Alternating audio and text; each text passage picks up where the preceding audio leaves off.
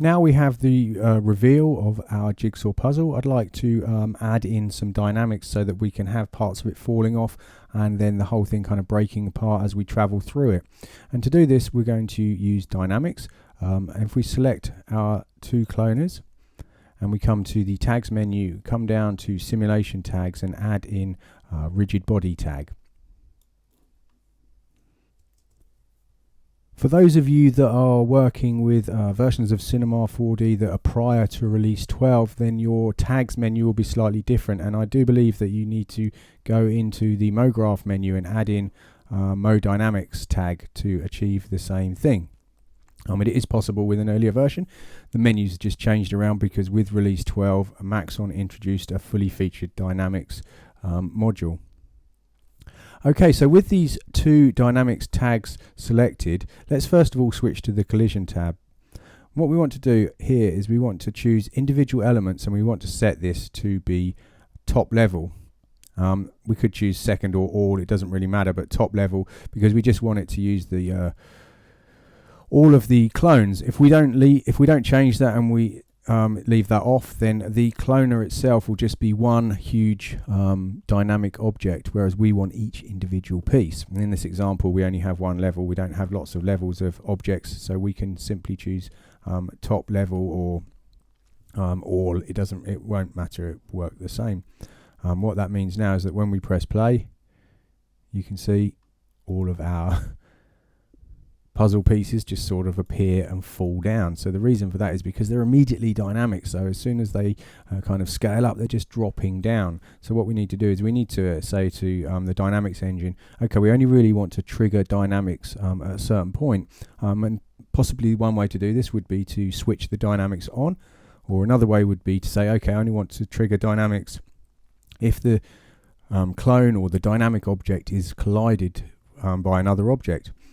So if we switch to the dynamics tab, here we have the option to adjust the triggering of our dynamics, and you can see it's set to immediately. I'm going to change this and set to on collision. So in other words, they're only going to become dynamic if another object collides with them. So if we press play now and see what happens. So you can see it's a little bit better, but what's happening is as soon as the objects come together, they're colliding with each other, and immediately everything's becoming dynamic. Maybe there's one or two that aren't part of that collision and they're just staying there, but all the other pieces are actually just dropping down.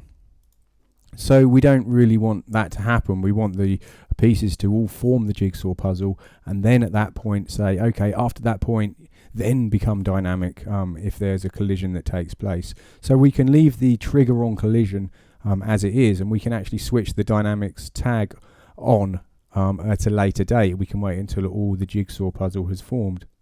Make sure you have rewound to frame 0, and also just make sure you've got those two dynamics body tags selected. Under the dynamics tab where we have enabled, let's just uncheck that so that they're disabled for now. And if we add a key by control clicking here, we can then add another key and enable this later on. So if we just press play and stop somewhere around here, and now what I'm going to do is I'm just going to press G and jump through until it looks like the jigsaw puzzle is fully formed. So somewhere around frame 40 looks like a good point, and here we can enable our dynamics and add a key. So what will happen is if we press play now, everything lands in place and then it all falls down. Okay, so we've still got some collision taking place that we need to work out. Now, the reason for this is actually quite a simple reason. The solution, however, is a little bit more complicated. The reason is to do with the shapes that we're using and how the dynamics system basically works. Now, if you're working with a full studio bundle of Cinema 4D and you have the dynamics module as part of that, then you can actually enable the collision shapes in the viewport, and you can choose different collision shapes. If however you're using the broadcast version, or you only have MoDynamics, then unfortunately you're limited on the amount of collision shapes that you can have. If we switch to the collision tab, we can see here that the shape is currently set to automatic. If we click here, we have quite a few other options. Now what we really need to do is see what that automatic shape does, and what it basically does is it uses a convex hull and it kind of draws around the shape roughly, so that what happens underneath the hood is that the calculations are much quicker. If it had to look at every single point and every single polygon for every object, it would take a lot longer. It's also a lot more difficult to calculate. Now we do have the option to do that within Shape if you have the full dynamics module. And what you can do is you can actually choose moving mesh. The problem with moving mesh is it is kind of really slow, a little bit cumbersome, and it won't necessarily work every time either. Now when we're using the automatic mode, as I say, we have convex hull. If we bring up our document settings with Command or Control D and you switch to the Dynamics tab and enable visualization, what we can see now is we can actually see our collision shapes. I'm going to hide bounding box, contact points and connectors for a moment and just let us see the collision shapes. And if we press play, when we get to frame 40, I'm just going to stop and jump forward one frame at a time, and you can see here now all of our collision shapes have been made visible. And if we switch to our front view and just come in a little bit closer, you can see that what it's actually doing is drawing a rough shape around our pieces for each one. And because of this, they're actually overlapping each other. They're all intersecting each other. So although there doesn't seem to be any collision taking place, we're not getting areas such as in here. We're not getting that detail. We're not getting this hole that's in here. And you get this problem with Dynamics and using the bullet engine on all systems. And there are ways around it. And that's what I'm going to show you, a few different ways that we can go about fixing this now. If we have the full Dynamics module, we can use an alternative method of collision rather than using moving mesh. Although if we switch to moving mesh and just jump forward one frame, you can see now that we actually have a totally different collision shape. Now we're using the full shape of our pieces. So this could possibly suffice. However, if we play back and watch what happens, everything becomes really slow. So we need to find a solution that is perhaps quicker. And what we can do is we can actually choose another object. And what that means is we select another object within our scene and we say that that's the object that we want to use for collision. So we can have a really highly detailed, high polygon object in our setup, but we use a really low polygon or a different shape object to calculate our collisions. Now there are quite a few different ways to create this other object, really depending on what the object that you're using in your scene looks like. In this example, we've created it using an extrude NURBS, and we've actually got a spline there. So we could simply link lots of objects around that spline, and then we could use that to create our collision. Or we could use that spline and that extrude, and we could create lots of smaller objects and then kind of boolean them out to make another object. The trick to it is that if we use another object, it can be made of lots of separate parts, as long as we don't have this kind of concave shape or these big convex shapes that need to intersect. If we make that up of lots of separate elements, then they're calculated as separate parts and we don't have this limitation of the dynamic system. It all sounds a little bit complicated, but in practice it isn't too tricky to actually implement. So I've got a couple of examples that I've set up to show you, and hopefully I should be able to bring those into this scene and drop them in as my other object, and then the collision should be calculated using that, and hopefully we won't see everything collide. One thing to point out when we're working with this system, when we come back to our document settings, is you can actually enable contact points, and if we hide our collision shapes, come back to our rigid body tags and set our shape back to automatic, if we jump through, you can see these black dots show all the places where our collisions are taking place. So that's a really good way of debugging, because you can see that we're constantly having probably hundreds of collisions taking place, and that's to do with the convex hull collision shape. In this scene I've set up a few objects already, and this is just to show you how we can build some other shapes that can be used purely for collision. Now these shapes aren't seen, they're not rendered, they're only there to calculate our collisions, and you can still use this method if you're using MoDynamics and don't have the other shape option in the Dynamics tab. It's just a little bit more of a workaround to do that. Obviously using Dynamics makes this much easier. So the first thing that we could do is we could simply clone around our spline. So here's our jigsaw puzzle spline. What I've done is I've got a cylinder that I've created, and if we just enable that, you can see it's pretty small, with a radius of 2.5 and a height of 2 and only 6 rotation segments. So I've kept the geometry fairly simple. I've then dropped this into a cloner object, and this cloner is set to object mode, and the object that I've dragged in is the spline itself. Now I've got a count of 80 and the distribution set to even, so what that will do is it will distribute 80 of those cylinders around this spline. So if we enable the cloner, you can see that happens. If we come to our front view and just take a look up close, you can see that I've also adjusted the position of it along the spline, and you can do that in the transform tab, and you can see here I've set that to -4. If we set that to 0, you can see they all sit on that spline perfectly, but that's no good to us because they're all sticking out, so they're all going to intersect. But if I just undo and set that back to -4, you can see I've actually made them slightly smaller, and we can use this as our collision shape.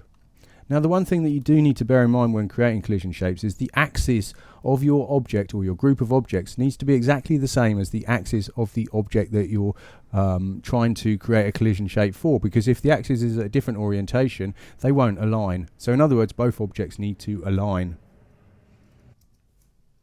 That's a really easy thing to check. If I just come back to the puzzle scene and grab one of these jigsaw puzzles, and then copy and paste that into my collision shape scene. So now let's come back to our perspective view. At the moment it's right off, so if we just zero that out, so it's world 0. Doesn't matter about the position so much, it's just the fact that they are both having the same kind of shape and orientation of the axes. Okay, so you can see that my axes, obviously Y is up and Z is this way, and if I select my cylinder collision shapes, Y is up and Z is that way. And if we come to this front view, you can see that the shapes match as well, although this is the low res piece. So what we can do then is we can take this, and I'm just going to control drag to duplicate it, press C to make it editable, and there we have lots of separate objects, and we can use that as a collision shape.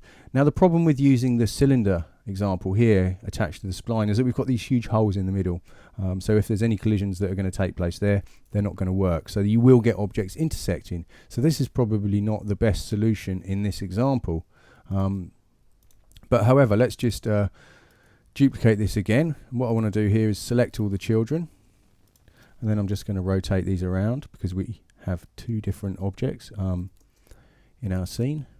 If you remember, we changed the orientation of one of the pieces.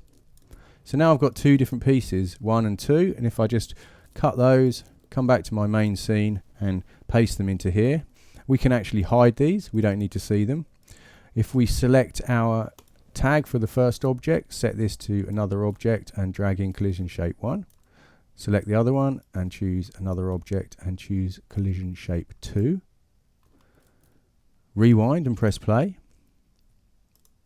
What I want to do is just show you there are no collisions. We have our contact points set up. Let's show collision shapes. You can see it's crazy the amount of shapes that we have. You can see all these different shapes, but there aren't any collisions between them. And if we come back to our perspective view and just switch the visualization off, you can see that I can press play and we don't have any collisions taking place. So now we've got a nice solid solution. But we could bang objects into this and we could have collisions occurring.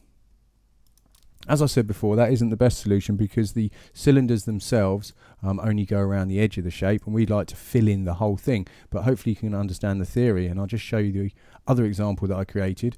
And in here I've got a boolean and the jigsaw puzzle piece. But what I want to do is actually use that jigsaw puzzle piece to kind of cut out a shape so it's very precise and it's filled in. If I enable this cube, you can see it's quite small. We just have 8 by 8 by 5, and this is a cloner which is set to grid array, and I've got 15 by 20 of those. If we come back to this view and enable that, you can see that basically that cloner fills up all of the space that will be used within that jigsaw puzzle shape. Okay, I'm going to hide that for a sec, or disable that, and I'm going to show you I also have the puzzle piece in here, and there it is. And you can see that I've got rid of the bevel and I've made it actually thicker as well, so it basically will encompass all of those cube shapes. So if we enable that, you can see what's going on, and we've got all those cubes and we've got that. So then what we can do is we can just use a Boolean object, and if we set this to A intersect B and enable this, you can see that we then end up with kind of all of those objects making our jigsaw puzzle. So it's a bit of a crazy workaround, but the good thing is that it works. Now if you want to be really sure about this, we can come to our front view, and let's just switch this Boolean and the cloner etc. off for a moment. If we come down to the spline, I've selected all the points in there. If we right click and choose create outline, and then if you just drag in very slightly, so we're basically making our jigsaw piece a little bit smaller. And then if you delete the outside of that spline, now when we enable this, you can see that this is actually a smaller jigsaw piece now. And when we create a Boolean with this, not only have we got all the flat surfaces etc., but it's slightly smaller, so that we're really kind of safeguarding any collisions. So there shouldn't be anything. There will be actually quite a big gap between them now. Once we've set this up, we can simply, I'm going to take the Boolean and just control drag to duplicate, just so I keep the original. We can switch all of those off now.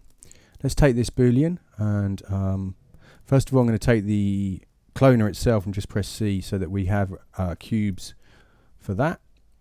I'm going to select the Boolean, just press C, and now I have a selection of cubes, and I also have this puzzle piece which makes up the outer edge, and you can see it there. Well, we don't really need that part.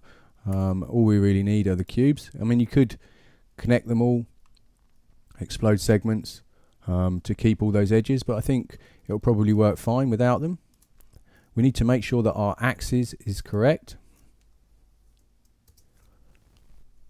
and we also need to create a rotated version. So I'm going to just grab all of these cubes and drag them out of that null, and let's call this collision shape 01. Duplicate this, call this 02, and if we choose select children, just deselect the parent. Now we can rotate like so. Now the reason I rotate all the children is just because I want the actual axis of the parent to remain the same. It needs to be the same as the object that we're creating the collision object for. So now I can select these and cut those and come back to my main scene and paste them into my scene. I'm going to hide them both. And now we can come in here and select each one for our another object. At this point, it's probably a good idea to save, and you also might notice that it slows down a little bit. The reason for that is because you've got hundreds of shapes used to calculate the collision, so the fewer shapes you can use in that other shape, the more efficient it's going to be. And you might have noticed that when I did that, I had lots of cubes that actually didn't have any polygons left, but I still had the axis for all of them. So it would be more efficient to go through that hierarchy and delete all those kind of null cubes, because they don't have any geometry and they're just a little dot. If you select the hierarchy, you can simply select them in the viewport with a marquee select. Anyway, so now we should be able to press play, and hopefully it will work. So you can see it's now hit the point where the dynamics are calculated. It's slowed down a little bit, but there we go, it's calculated the shapes and we don't have any problems. There are no collisions. Everything's working perfectly well. So now we have a pretty good proxy shape for our collision. We don't have the jigsaw puzzle falling apart. Everything's working as we like, so we can move on and start adding in some other elements. So it's a bit of a long-winded process to get around that, and that's really Not the fault of Dynamics, because the Bullet engine uses that convex hull system so that it can calculate the dynamics really quickly. It's really the fault of my setup using this jigsaw puzzle shape. With most shapes you wouldn't really need to worry about that, but if you were animating like a group of bowls all falling on top of each other, the bowls wouldn't kind of go inside each other very easily, and you can get around that by making that bowl out of lots of smaller shapes, and then it will work perfectly well. If you are using MoDynamics or a system that doesn't have the full dynamics module, then you only have the convex hull option. You don't have the option to choose another object. I don't think you do, but you can get around it because you're using an XREF for your cloner. So all you need to do is save those collision shapes out as external files and then link the XREF to that. Once you've done that, you can do all the calculation of your dynamics using that proxy object, and then use your MoGraph cache tag to cache everything. Once you've cached your simulation, you can then switch off dynamics and you can switch back to your high-res shape, and you can then render everything with the correct object in place. And the dynamics won't be being calculated. It will all be taken from the cache file, and everything should work fine. So now we have that solution in place, what I want to do is just add in some colliders so that the actual jigsaw puzzle does start to fall apart a little bit, but only where I say I want it to fall apart, and then finally the camera can fly through. So let's just select the camera, hold down the shift key, come up and add in a sphere, and let's set the radius of this first sphere to be, say, 150. I'm going to come to the coordinates, and doesn't really matter about the rotation, but I'm just going to reset that anyway.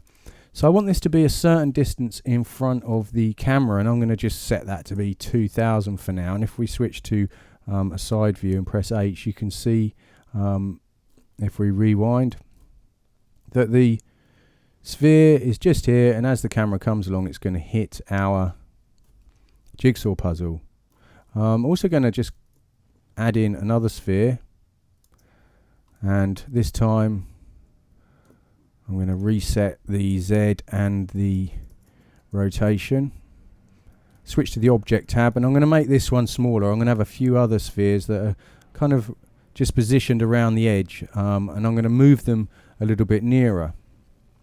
So if we just pull this somewhere around here, switch to coordinates, let's say around 3000. So this is going to hit the jigsaw before the main sphere. Switch to F4, front view. I just want to move forward just till my jigsaw is formed. Let's just keep going. It's going to slow down a little bit because of the dynamics again. There we go. And you can see that there's my sphere, it's just colliding with it now. I've switched to the side view. So at this point I can say, okay, I want this sphere to kind of hit up here in this top corner. I'm going to grab another one and I'm going to pull this down somewhere over here, and another one, and kind of put that down in that corner there. And if we switch to the side view, then we can stagger these as well in Z, so that they don't all hit simultaneously, so that we kind of have this top one hitting first, and then we have this sphere like shortly after, and then this sphere, and then finally the main sphere, and we actually pass through the puzzle at that point. Now at the moment they're just regular spheres, so they're not going to be collision objects at all. So we need to come up to tags, choose simulation tags, rigid body. We don't want them to be dynamic as in fall down, we just want them to be colliders. So we switch to the dynamics tab, and where it says enabled we leave it enabled, but where it says dynamic we switch it to off. And you can see the icon of the tag actually changes because it loses the small white I'm dynamic icon and becomes just all blue, which shows us that it's now only going to be a collision object. We don't want to see these for render. We probably don't want to see them in the editor actually, so let's just make them all red.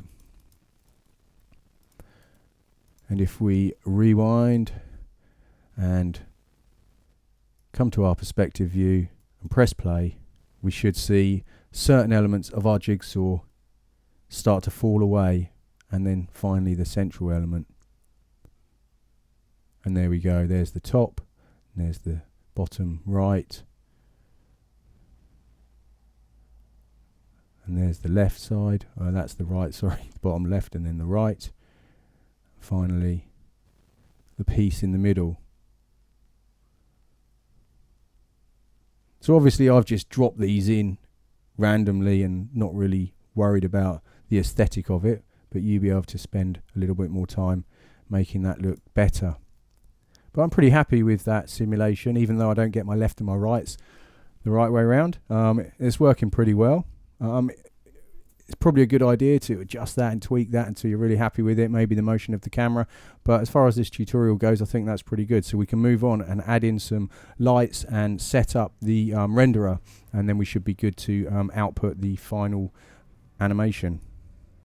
Okay, before we create our materials, lighting, etc., let's just create a cache for the dynamics so that we don't have to calculate that every time and things play back. Now, if you're using a MoDynamic system, you're going to need to use the let's just select the cloner, and you're going to need something like the MoGraph cache tag, and you're going to need to cache that for all of your cloner objects that have dynamics tags.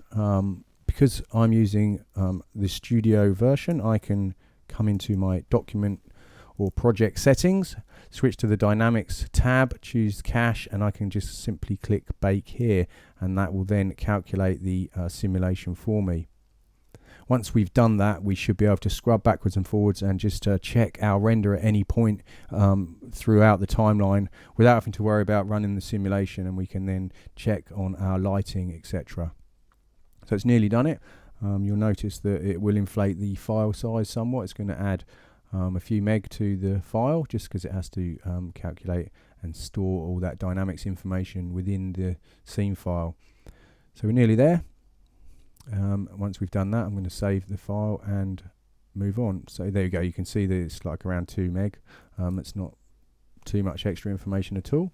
Let's just save incremental, and now if I scrub through, we have the result saved, so you can see I can scrub to any point so we can check out what this looks like. And of course I can come to my XREFs, switch to object, and I can exchange them back to the high-res version, which is probably a good idea if we're going to be creating materials and lighting, because we want to see what the render looks like.